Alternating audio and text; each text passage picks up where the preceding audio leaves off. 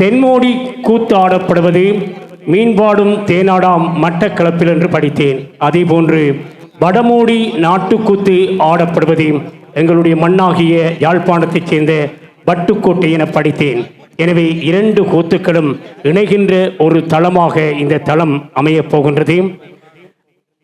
அதாவது ஒரு விமான பயணத்தில் சென்று ஒரு நிகழ்வுக்கு செல்ல வேண்டிய ஒரு மிகப்பெரிய ஒரு இக்கட்டான நிலையில் இருந்தபோது கூட எனது மண்ணினுடைய கலைஞன், என்னுடைய புலம்பெயர் நாட்டிலே வாழுகின்ற கலைஞனுக்காக அந்த விமான பயணத்தை நிறுத்தி அந்த நிகழ்வை ஒத்திவைத்து நான் இந்த நிகழ்வில் கலந்து கொள்ள வேண்டும், இந்த நினைவில் தலைமை பாத்திரம் ஏற்றுக்கொள்ள வேண்டும் என்று தன்னுடைய விமான பயணத்தை நிறுத்தி தன்னுடைய பெயரை சொன்னால் அவர் யார் என்று நீங்கள் விழிப்பீர்கள்.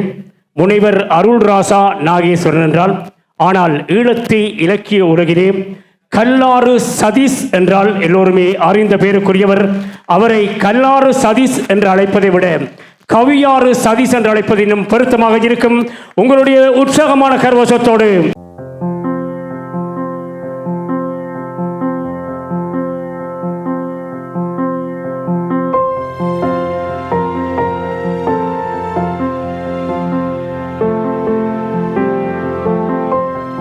திரு கதிர்லோகன் அவர்களின் இளங்கீற்று என்னும் கவிதை தொகுப்பு வெளியீட்டு விழாவில் திரளாக கலந்து கொண்டுள்ள மாண்புமிகு கவிஞர்களே, எழுத்தாளர்களே, அறிஞர்களே, தமிழை உளமாற நேசிக்கும் அன்பு நெஞ்சங்களே, எல்லோருக்கும் என் பணிவான வணக்கம்.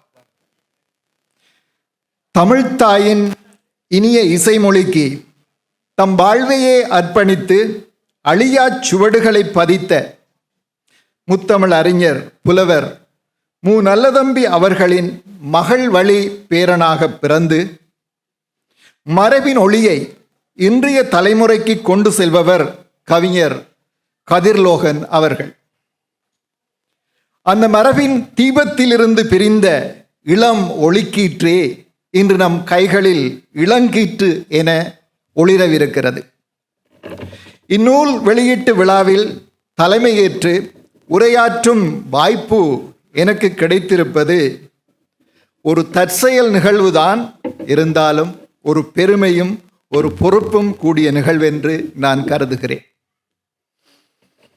வரவேற்புரை ஆற்றிய தொழிலதிபர், அன்பு நண்பர், ஆசிரியர் பானா ஸ்ரீகாந்தன் அவர்களுக்கு நன்றி கூறுகிறேன். இந்த விழாவில் நான் இருப்பதற்கு அவரும் ஒரு முக்கிய காரணம். தமிழ்த்தாய் பாடலை இயற்றிய புலவர் நல்லதம்பி சிவநாதன் அவர்களுக்கும் அதை இனிமையுடன் பாடிய சுவிஸ் முத்தமிழ் சங்க குழுவினருக்கும் இந்த வேளையில் நன்றி தெரிவிக்கிறேன். பிரதம விருந்தினராக வருகை தந்துள்ள புலவர் கவிப்பேரொளி, முத்தமிழ் கலை வித்தகர், லண்டன் தமிழவையின் நிறுவனர் நல்லதம்பி சிவநாதன் அவர்கள் விழாவின் மாண்பை உயர்த்துகின்றார். அவர் இந்த அரங்கில் அமர்ந்திருப்பது மிகப்பெரிய நிறைவாக எனக்கு தோன்றுகிறது. முதுதமிழ் புலவர் நல்லதம்பி அவர்களே அவர் உருவத்தில் இங்கே இருப்பதாக நான் காண்கிறேன். அருங்கவி கவிஞர் அருள்நந்தன், இளங்கவி, எப்போதும் இளங்கவி இணுவையூர் மயூரன், உலக கவிஞர் ஆனந்த சுவபாலா, கல்வியாளர் கந்தையா அருந்தவராஜா, நாவலாசிரியர் குடத்தனை உதயன், சிந்தனையாளர் பொலிகை ஜெயா, பாவலர் சரளா விமலராஜா, தற்பாப்புக்கலை மேதை விபுலானந்தன் கௌரிதாசன், இன்று அரசியலாளர் கந்தசாமி குமார், கவிஞர் வாசி ஆனந்தராஜா, பொன்னையா கனகேந்திரன், தனி நடிப்பு மேதை அன்பின் தயாநிதி தம்பையா, ஆசான் முருகவேல், அறிவிப்பாளர் சிவா சிவப்பிள்ளை, அறிவிப்பாளர் யனா, அன்பு நண்பர் சன் தவராஜா, அக்கா இயக்குனர் சிறி மற்றும் மூர்த்தி மாஸ்டர், இப்படி இன்னும் பலரின் வருகை இந்த நிகழ்வை ஒரு பெரிய இலக்கிய திருவிழாவாகவே மாற்றியிருக்கிறது.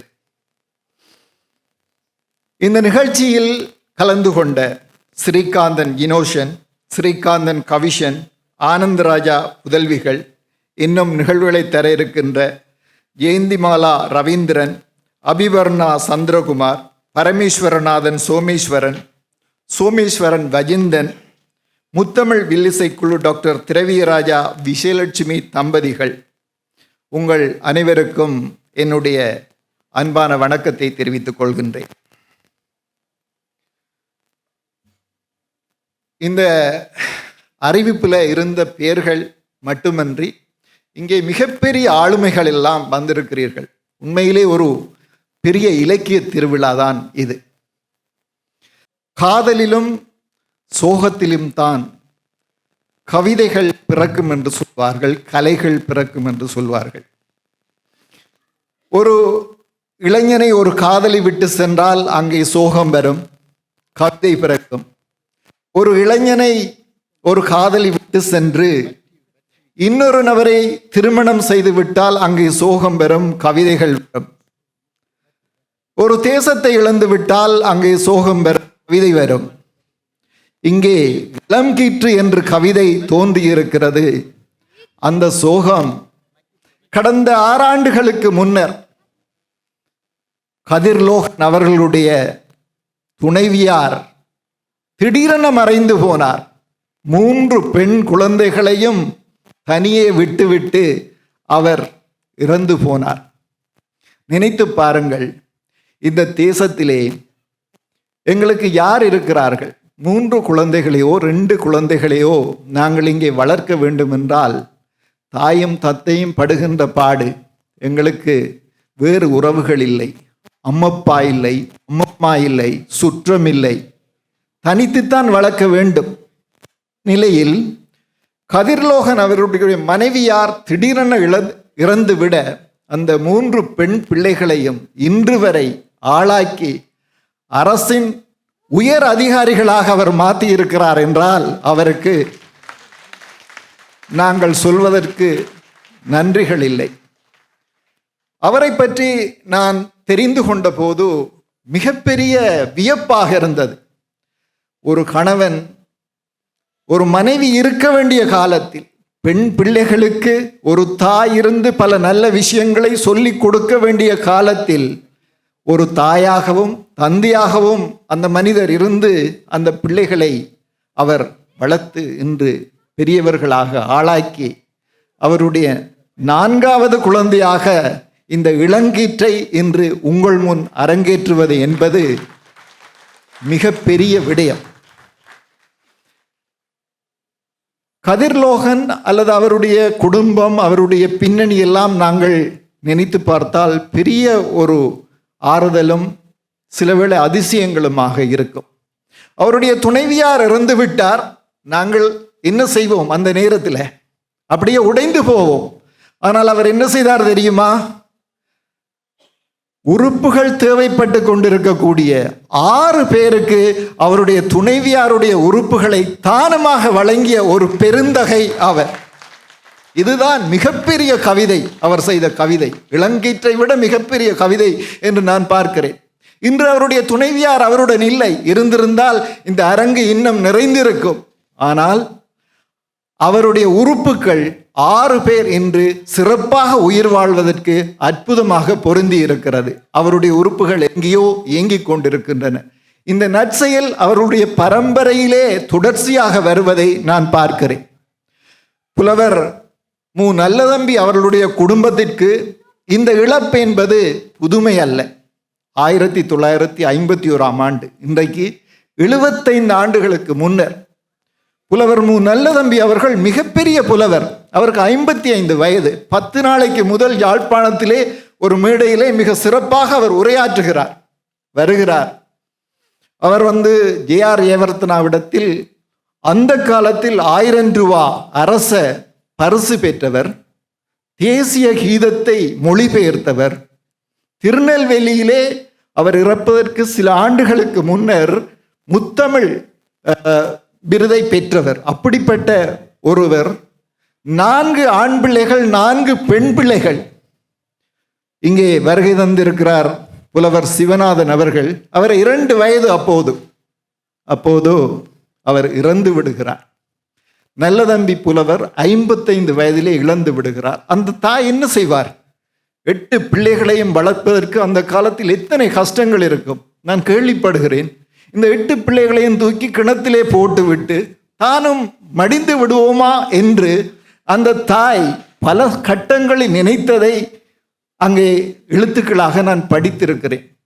அப்படிப்பட்ட நிலையிலே இருந்து இன்று இவ்வளவு மக்களை அழைத்து அந்த குடும்பம் வளர்ந்து அவற்றையெல்லாம் வெற்றி பெற்று வந்திருப்பது என்பது வாழ்க்கை இன்னும் மிச்சம் இருக்கிறது என்பதை எங்களுக்கு எடுத்து காட்டுகிறது. கடந்த வாரம் பேணிலிருந்து ஒரு நண்பர் என்னோடு பேசுகின்ற பொழுது கேட்டேன், எவ்வளவு காலம் இங்கே வந்து?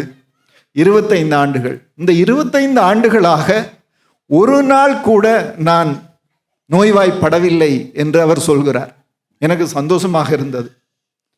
ஆனால் நேற்று இரவு ஒரு 10 மணி போல் அழைக்கிறார்.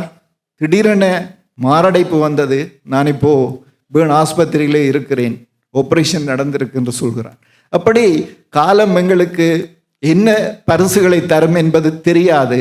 ஆனால் எந்த நிலையிலும் பிறருக்கு உதவி செய்கின்ற குணத்தை கதிர்லோகன் அவர்களிடமிருந்து நாங்கள் கற்றுக்கொள்ள வேண்டும். இளங்கீற்று எங்கள் அனைவருக்கும் அந்த நல்ல நல்ல விஷயங்களை கொண்டு வந்து தரும். எங்கள் கைகளில் நாங்கள் தாங்கப் போகின்ற அந்த நூல் எங்களுக்கு பல வாழ்வியல் உண்மைகளை சொல்லித்தரும்.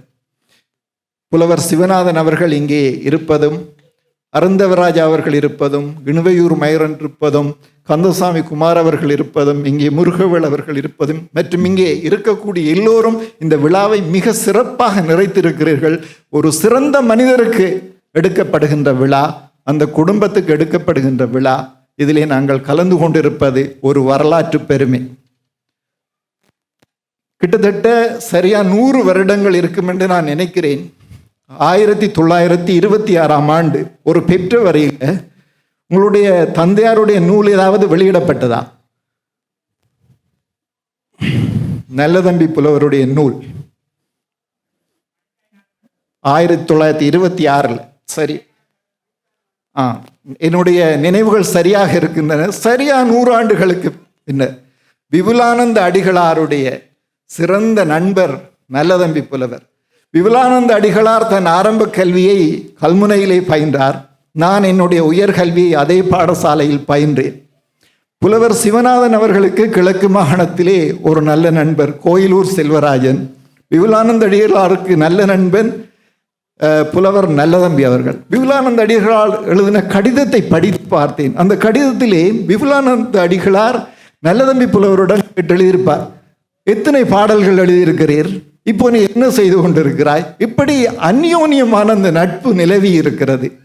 அதேபோல் கதிர்லோகன் அவர்கள் எனக்கு இன்று நல்ல நண்பராக திகழ்கிறார்.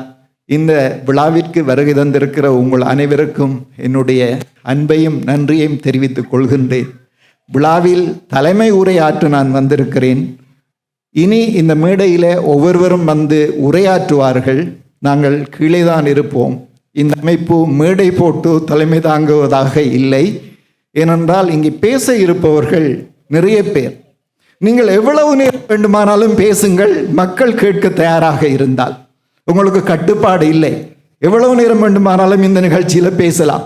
ஆனால் நீங்கள் பார்த்து கொள்ளுங்கள், அவர்கள் உண்மையாக கேட்கிறார்களா இல்லையா என்பதை பொறுத்து நிறுத்துவதற்கு அல்லது தொடர்வதற்கு நீங்கள் முயற்சி செய்யுங்கள். அனைவருக்கும் நன்றி, வணக்கம்.